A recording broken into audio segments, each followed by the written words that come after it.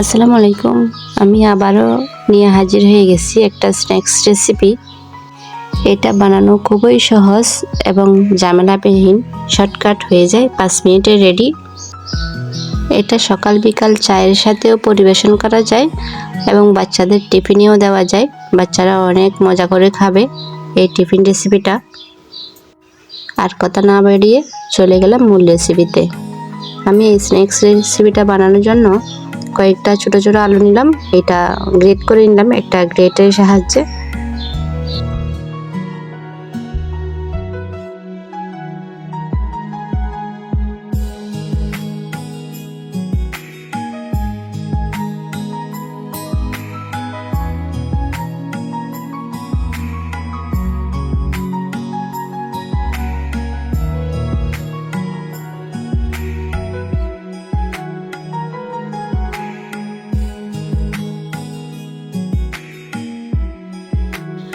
Great করা হয়ে গেলে ওগুলো সব আমি একটা বলের মধ্যে পানি নিয়ে ধুয়ে নেব ভালো করে, যেন কালো আবরণটা চলে যায়।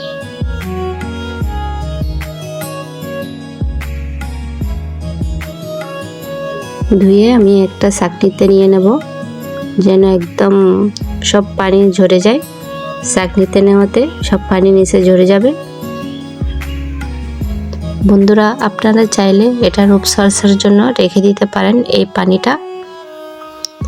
পানিটা কিছুক্ষণ রেখে দিলে নিচে একটা আস্ত আবরণ বসে যায়। এটা অনেক কাজে আসে রূপচর্চার জন্য। এখন আমি একটা বাটিতে এই আলুগুলা নিয়ে নিলাম।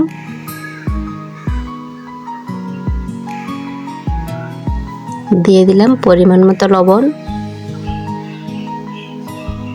পরিমাণ মতো হলুদ গুঁড়া, ধনিয়া গুঁড়া, আর কাঁচামরিচ দিই নাই, আমি শুকনো লঙ্কার গুঁড়া দিলাম।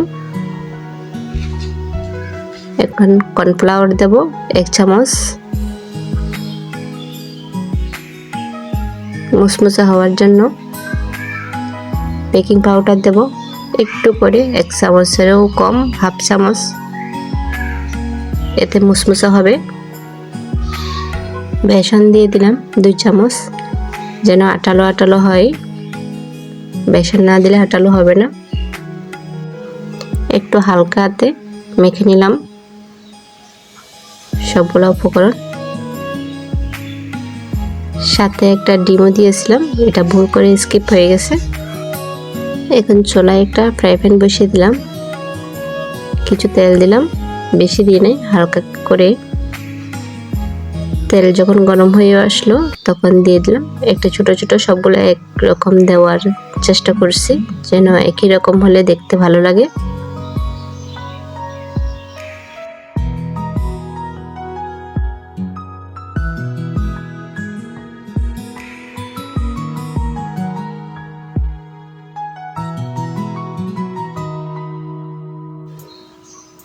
নিচের দিকে বাদামি রঙের হয়ে গেলে উল্টাই দেব। উল্টে ফেলতে দুদিকে যেন ভালো মুসমুসে হয়।